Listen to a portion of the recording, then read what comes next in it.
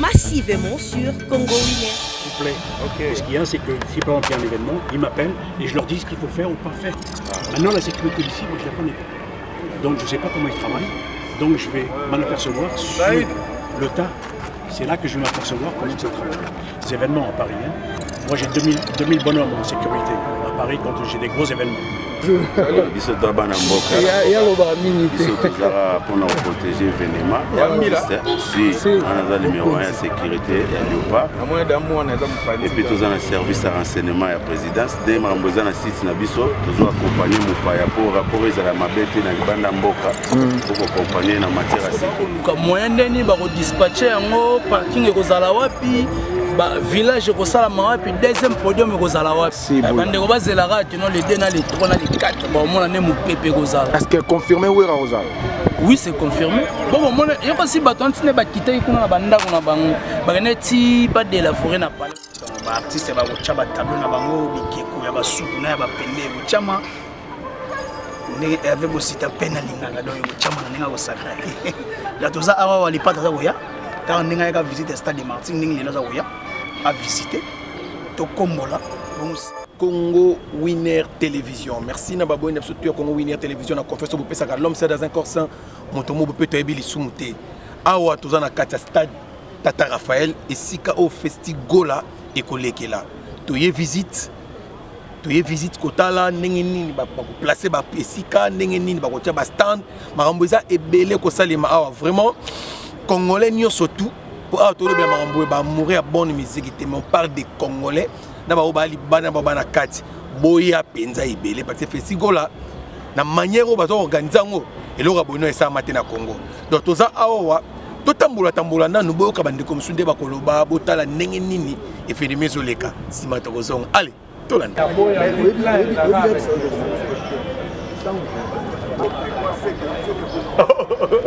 Vous avez calculé. Non,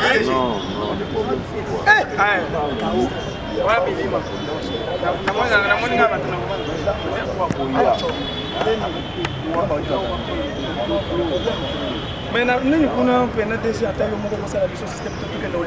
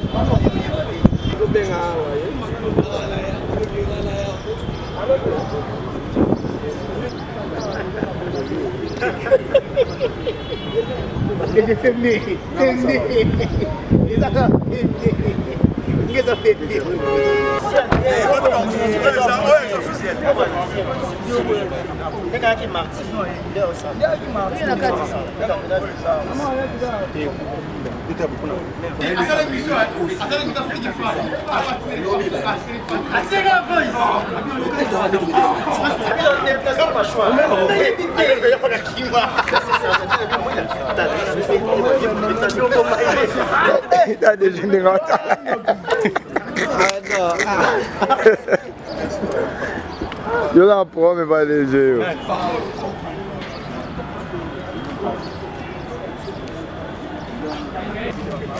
Je suis entièrement d'accord avec vous. Faut bien rapide. C'est que moi, j'ai pas ma sécurité.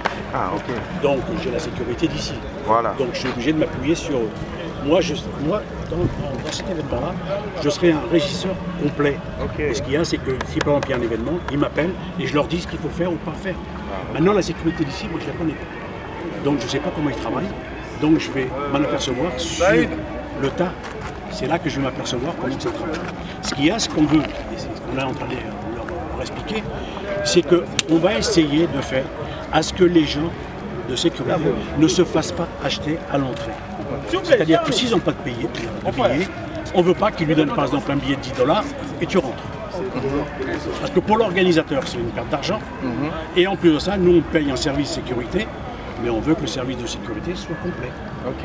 Voilà, par rapport à votre croquis que vous avez tenu à la main là, est-ce qu'il y a des difficultés, bien des couacs par rapport à la présentation qu'on a fait? Non. Moi, ce qu'il y a, c'est que si j'ai le matériel, si j'ai le barriérage et tout ce qui s'ensuit, on va faire comme on fait à Paris. On a fait tous les plus grands événements à Paris. Hein. Moi, j'ai 2000 bonhommes en sécurité à Paris quand j'ai des gros événements. Donc, on va essayer d'avoir du matériel et tracer des barriérages dans tous les sens. C'est-à-dire que les gens, ils vont être déjà filtrés à l'entrée là-bas. Quand ils vont arriver ici, il va y avoir un deuxième filtrage et le troisième filtrage qui va se faire par le scan des billets. Voilà. Si ça se passe comme ça, on n'aura pas de problème. Voilà, et en plus de ça, j'ai Saïd qui est ma protection personnelle. Ok, Saïd, bonjour. Biso tabana mboka. Il y a le minute. Biso tozara pour nous protéger Venema.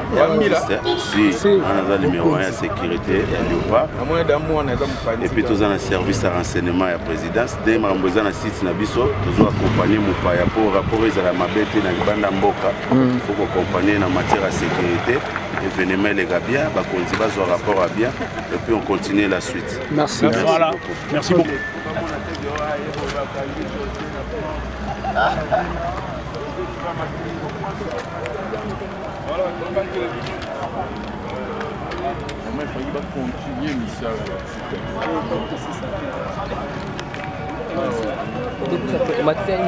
Automatique. Sans la chambre automatique. Automatique. Surtout manuel au raté. Nande to kita.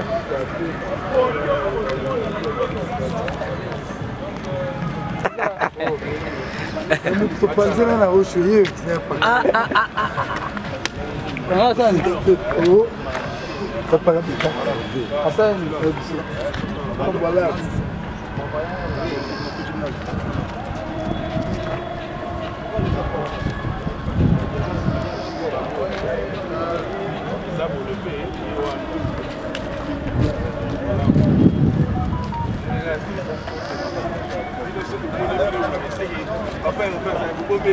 Oh, vous avez pas.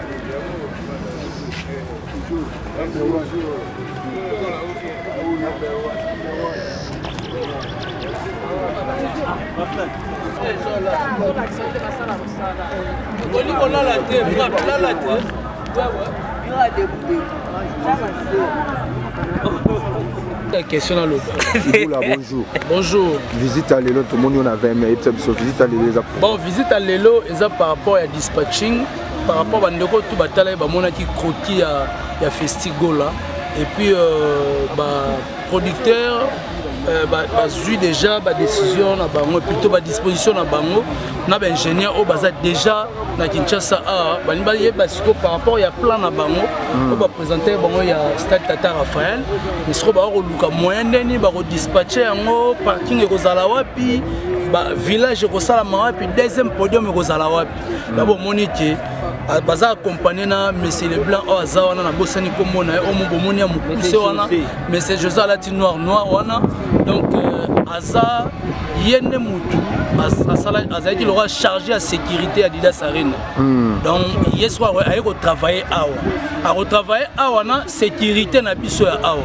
Parce qu'on va bazu ba sécurité à mikilité mais ba sécurité à biso ya awa ne ba représenter soit ba représenter société à gardiennage nini dans la police bien moura pour ba kosamana ko ba neni ya veiller de sorte que bateau ba roya na festival les 2 le 3 na les 4 base à la décision quoi ici téléphone ba logo telio ba peso abi monsieur Adida tu as fait tomber ton téléphone te donne et ça te que koti boye mona okuna ba tindi te. Mais question monsieur Yelingai Ibula balobi festigola est-ce que réalité faire yemoko as un producteur nango yemoko a organisé yango to eza que batika kombo ya faire eza ne ba producteur ne mutu basali événement bon que les musiques taza parmi ba collaborateur parce que comme on est dans la carte donc il y a festival donc eza parmi ba collaborateur ya festival donc c'est ça. Merci beaucoup. Bande roba zelara que non les 2 na les 3 na les 4 bon on a né mon pépé gozala. Est-ce que confirmé ou Rosal? Oui, c'est confirmé. Bon moi il y a aussi baton tine ba kité kuna banda kuna bango. Ba ti pas de la forêt na parler ba gene ko ça ni tourisme. Non, bakena koswana de la finda ba sololi a signé makambo na ye tout bomona ye ba surprise ou des belé ba surprise bâché et belé kala mingi te ezala dévoiler ba ndeko ba yaka belé ba sombane ba billet ba respecter au fond na ba grader à c'est $5 au sombi billet na yo na via Orange Money, Airtel Money, Afrimoney aujourd'hui billet na bien hélico cash ça vraiment mobimba on monique il faut équipe au et sillonner tata Raphaël mobimba ba yeba ba entrer na ba sortie pour ba ça na contrôle na il y aura aussi des serveurs il y aura plutôt des caméras de surveillance où ils allons contrôler mututu au point de gratuité il faut télécharger compte ce qui est roya awa au compte arrêté go ne bo uto kende so wa pe on bo o eto ndebete kunate ya mamute ba fongoli portail bu ba ba kota bana 6h d'abord respecter la norme au ba repesa awa merci vous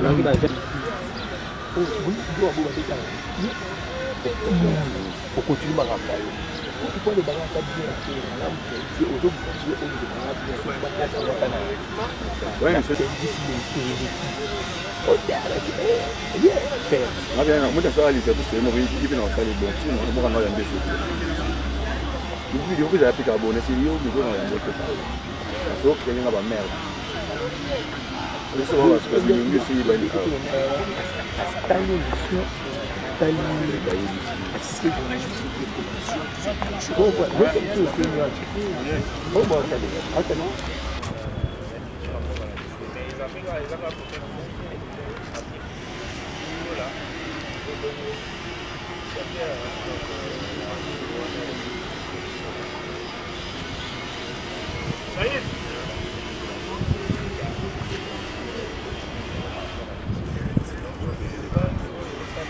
Bon, voilà, tout ça pour la visite. Il y a un festival à l'EPAD. On est là. Pour nous voir Gaulois, Gauloise. Tout est dans les bons. Les 2, les 3, les 4 et tout ça. Ah, car nous sommes là donc. Gaulois, on a un boya mon bondo. Et on s'en a bien, on s'en a donc. Festival, il y a les bosso, il y a propre, il y a calme, il y a l'élengi. Il y a les malais, les bosso. On a notre vivant de ce monde. Festival là. Déjà carnaval, l'été à carnaval, au tambola, au tambola, nous bien avoir mon musique, nous étape par étape. Mais semaine prochaine déjà vente physique, je vais dans tous les points. Il y a illico cash, je vais bien ailleurs.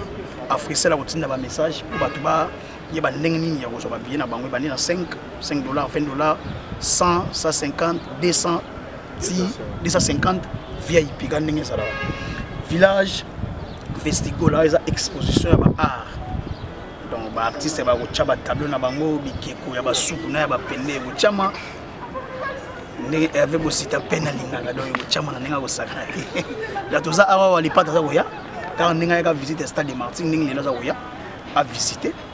To kombola, bon si ma bon mon amour bon au salabi. Tout ce monde a bien na mindele, tout yeba mindele wana. Après on a bon les nini koya au salabi. Même les pattes dans la zone, autant on me dans patrimoine immatériel, ça y est mindele. Donc festival, c'est un festival international de Kinshasa festival. Oyo ba mindele ba misu nango ba bi culture ya Afrique to pe ya Congo tombama mais à travers faire évoluer na ba invito ba koya na ba ndeko ba beta pour festival ezala ka miroir o etekaka artiste ba yibanité. Artiste pe ba yibani ba ya oteka kombo ya festival pour yibana lisusu de mikilia banda donc mindele bazaka lokola ngana yo za ponwa donc baza po mindele wana donc voilà donc moi pour moi ndela ya sika wa bige intérêt na yali ba bige intérêt ya culture yali intérêt ya musique yali intérêt ya batutu ba yoka musique batutu ba na festival donc moi pour moi mindele ba yebele oni ba yi ba bige intérêt na bango yali intérêt pe ba congolais yali donc en fait c'est un intérêt général est-ce que présence penda ya de la forêt et kozala pour tout monde na affiche oui ils sont déjà monés affiche où ils a publié na ba page officielle des artistes donc c'est que les officiel le roi de la forêt, on a un festival, les 2, les 3, on a le roi de la forêt, on pousse à la maison, mais on soutenir le roi de la forêt, on va bien à Bango, on va un spectacle, les pas d'avoir ça, on va mourir, on va bêter à battre nous mourir, on va avoir un spectacle de ça. Merci beaucoup. Merci beaucoup.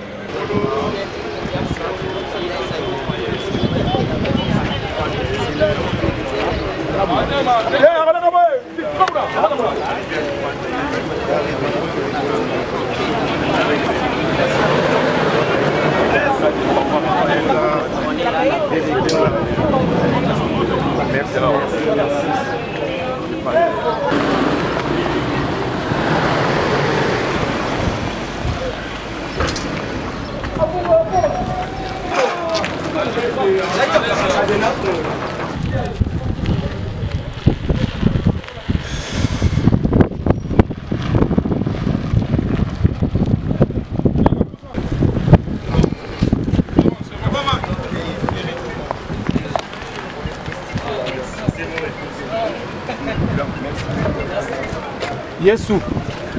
Yesu. Yesu.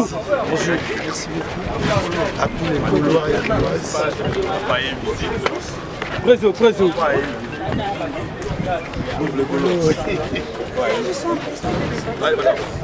Voilà, il est là. Zamboka a fait rigoler les pattes. Zamboka. Pas de faire rigoler. Pas le sourire. J'ai des chapelles. Pas le sourire. Pas le sourire. Zamboka. Faire rigoler les pattes. Pas bien passer la Zamboka.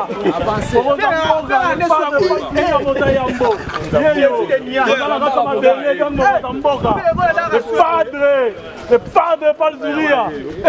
Papa, ça va bâcher la artiste. Mon Zamboka, le padre. Festigola. Allez, Covid.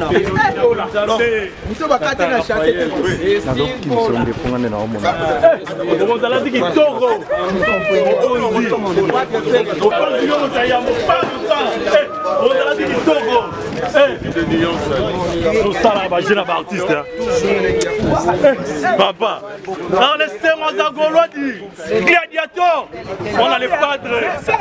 Ferrego la palzeyo, yeyo, Mozamboka yeyo. Papa, comment on dit ça? Mozamboka les padres. Dieu merci Mbadinga à sa place. Toujours très bien habillé, n'a évité Wenge car avec ses ans raté. Papa,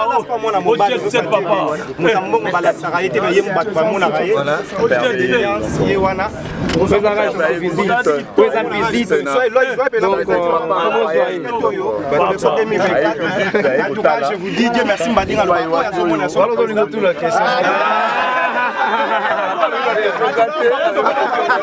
Mesdames et messieurs, regardez l'artiste et musicien de notre pays, notre papa Ferregola. Merci beaucoup dans le cadre du festival pour voilà. Les 3 les 4 permettent de au gouvernement il faut faire Ferregola aux Zouango, ba te belé ba féliciter le bana ba moni bateau ba solo ba o ba otala ba partout le monde devant dire les président Ferregola. Tokolo bate. Tokolo bate. Tokolo bate. Biso tolobi to kwa to ko za mo ko na tous les Gaulois o ba otala biso festival c'est pour découvrir message la chambre que vous attends après beaucoup de temps au lobaraté ça la biso plaisir to kata mo na yo ça la biso voilà on parle de dans les quatre face to face. Village artisanal, Batouba, on peut taper l'issue dans votre mémoire, on comprendra. Village artisanal, c'est quoi l'idée?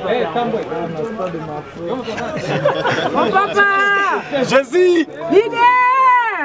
C'est la présence d'un pays. Je pense que notre travail ensemble.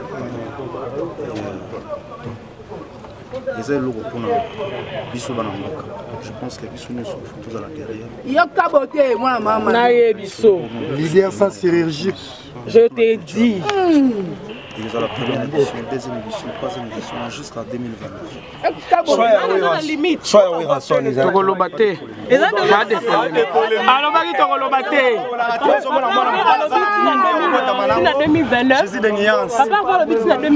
Déjà, tout le bac festival, ton truc, c'est en 2029. Le mois, oui, c'est On va en 2029. Les pas de 2029, c'est bon. Le contrat, il y a des besoins, il y a un 2029. Les autres festivals avec nous, donc nous allons en 2029. Sinon, félicitations pour cette belle initiative. Merci, je pense qu'ils apprennent à Bissou. Pour la Bissou Congolais, festival, ils apprennent à Bissou Congolais. Donc le festival, on va payer pour la Bissou. moi na mboka Congolais à initiative tous à la derrière nos président mon ba commentaire moko na ngayo o éclaircir biso pour le créer ba polémique ebele merci beaucoup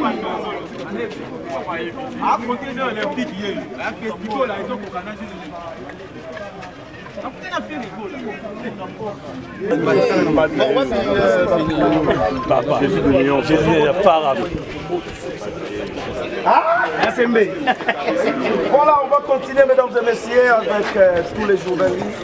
Merci beaucoup à l'idée. Mon père, allô, très calmé.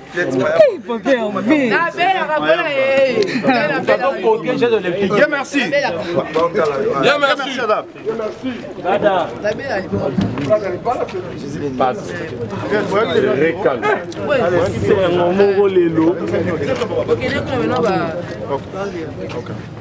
Mon père.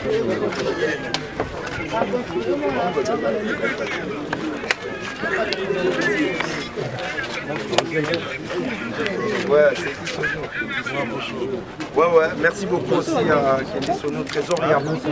La fidélité de notre il y avait trésorier à bien à lui. Là où il s'allie, on a bien dans mon idée, merci papa. ABC, aspect beauté. Merci papa et merci Jésus. Voilà. Toujours avec.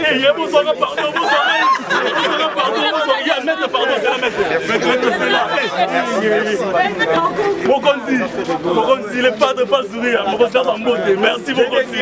Mokonzi, c'est un plaisir à tout. Les padres, la Sarah Golo Makila. Papa,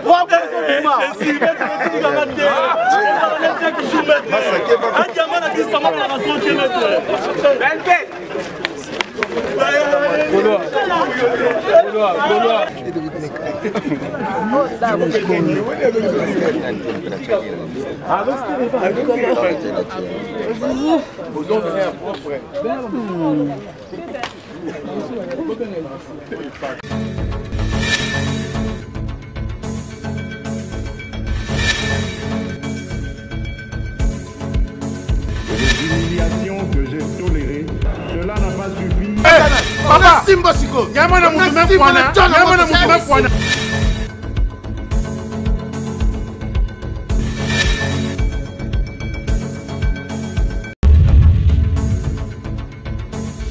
Abonnez-vous massivement sur Congo Winner TV.